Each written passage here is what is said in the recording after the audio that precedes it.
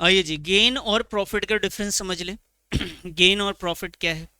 देखिए, गेन का मतलब है जो कि नॉन रिकरिंग नेचर।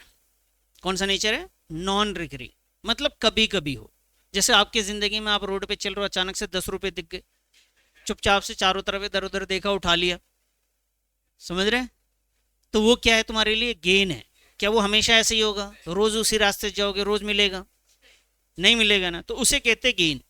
लेकिन मान लीजिए कि आप मेहनत करते हैं और वहां से पैसे मिल रहे हैं आपको, और रेगुलर है, मतलब इस महीने भी अगले महीने भी मिलते रहेंगे, तो वो प्रॉफिट का पार्ट है। इसी तरीके से अकाउंटिंग में भी सेल्स जब होता है, उससे आपके ग्रॉस प्रॉफिट्स होते हैं, उससे प्रॉफिट्स होते हैं। जो आपका रेगुलर है, मैं पढ़ा रहा हूं, वहां से जो फीस वीस आएगी उससे प्रॉफिट्स कैलकुलेट होंगे।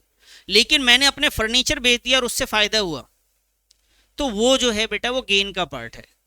तो आप कोई भी ऐसा एबनॉर्मल सिचुएशन में अगर कुछ अर्निंग हो रही है जो कि आपका नॉर्मल पार्ट नहीं है, वो क्या हो जाता है? गेन होता है। तो ध्यान से समझिएगा बेटा इसको।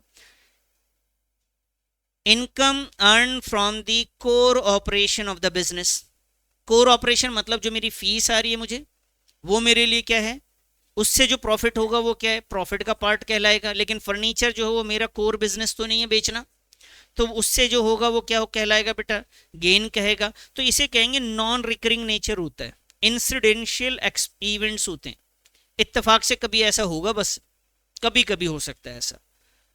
रिजल्ट क्या? Non operating activities. Operating activities क्या होते हैं? डॉक्टर अगर फीस ले रहा है वो ऑपरेटिंग है। परचून की दुकान वाले दाल चावल चीनी बेच रहे हैं, वो क्या है बेटा? ऑपरेटिंग है। लेकिन परचून की दुकान वाले ने अपना उनका फ्रिज खराब हो गया, वो बेच दिया, तो क्या है? वो नॉन ऑपरेटिंग का पार्ट है। और अगर वहां से कुछ फायदा होता है तो वो गेन का पार्ट आ जाएगा। तो यही कह रहे हैं कि वो रिजल्ट्स, वो प्रॉफिट्स जो कि नॉन ऑपरेटिंग एक्टिविटीज से हो जाए तो उसे आप गेन मानेंगे। लेकिन जो ऑपरेटिंग एक्टिविटीज से हो जाए उसे क्या मानेंगे आप? प्रॉफिट मानेंगे। समझ में आ गई बात? भाई ये नॉन रिकरिंग नेचर होता है गेन, इरेगुलर होता है बेटा, और ये क्या होता है? रेगुलर होता है। इसका एग्जाम्पल क्या है? जैसे जमीन बेची, मशीन बेचा, इन्वेस्टमेंट बेचा और उस पर कुछ प्रॉफिट हो गया। इसका एग्जाम्पल क्या है बेटा? आपने सर्विसेज दी या गुड्स बेचा है आप। समझ में आ रही बात बेटा? जो गेन होता है ना उसे सब डिवाइड नहीं करते। गेन सिर्फ income profit and loss account में क्रेडिट साइड लिख देते हैं जाकर। समझ गए? लेकिन जो प्रॉफिट होता है ना उसे सब डिवाइड किया जाता है। किस में भाई? सब डिवाइड किस में हो रहा है? तो ग्रॉस प्रॉफिट में होता है। और किस में होता है? नेट प्रॉफिट होता है। क्लियर है? समझ में आ गई बात? अब बताओ गेन और प्रॉफिट में कौन सा रिकरिंग नेचर है?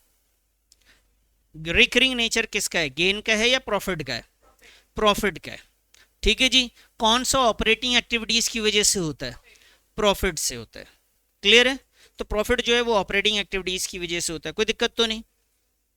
याद हो जाएगा ना ये? चलो अब नेक्स्ट।